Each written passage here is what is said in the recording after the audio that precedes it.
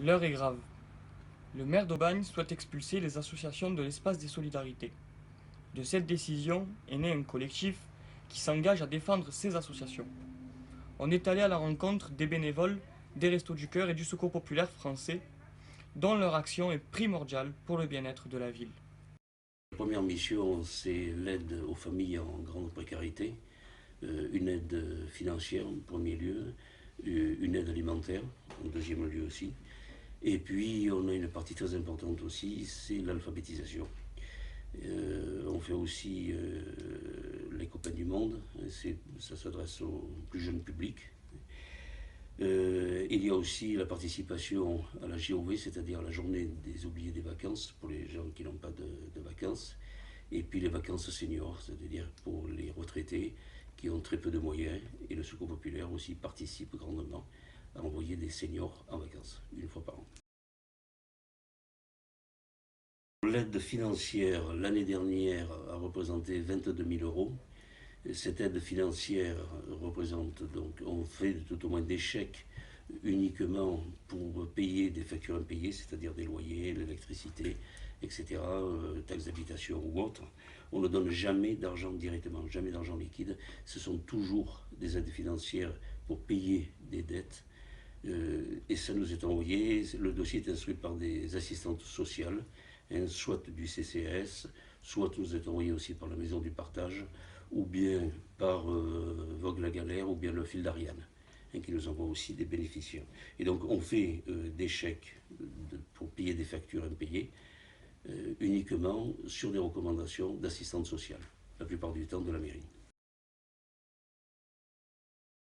Alors 75 bénévoles, qui ne viennent pas tous les jours, mais il y en a certains qui trient notamment des vêtements, parce qu'on a un afflux de vêtements en ce moment assez considérable. Il faut imaginer qu'on a traité depuis le début de l'année, depuis le 1er janvier 2016, j'insiste bien, 10 tonnes de vêtements. Soit certains sont revalorisés, c'est-à-dire vendus dans notre vestiaire, ou bien ensuite vendus à des fripiers qui œuvrent sur les marchés, ou bien carrément détruits, c'est-à-dire confiés à des entreprises qui ensuite, eux, les revalorisent, soit en faisant des produits pour l'isolation phonique ou bien isolation thermique. Alors ici, on dispose de 330 mètres carrés. C'est cette surface qui nous a été donc allouée par l'ancienne municipalité, qui était donc dans l'ancienne caserne des pompiers d'Aubagne. Ces aménagements ont été faits en concertation avec les services techniques de la mairie d'Aubagne et le Secours populaire. C'est-à-dire que ces locaux nous ont été dédiés et ont été aménagés à notre demande et en fonction de ce que l'on voulait.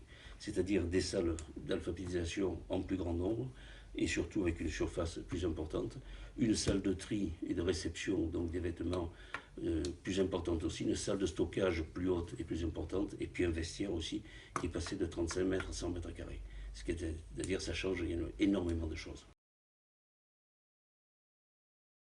Expulser, c'est un bien grand mot, mais enfin, disons qu'il désire reloger à notre place le CCS et il nous prie de partir. Et la mairie envisage donc de nous renvoyer vers nos anciens locaux de conciliérie, insalubres, qui sont aussi maintenant chargés d'amiante.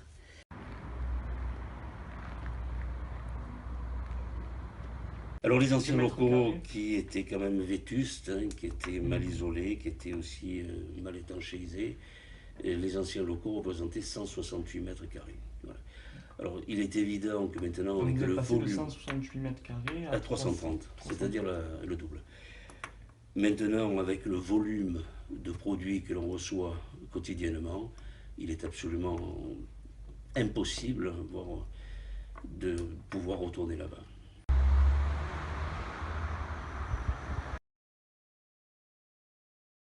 Il faut que les locaux correspondent au point de vue salubrité, notamment non-exposition à l'amiante. Ça, ce sont des décrets de l'Agence régionale de santé.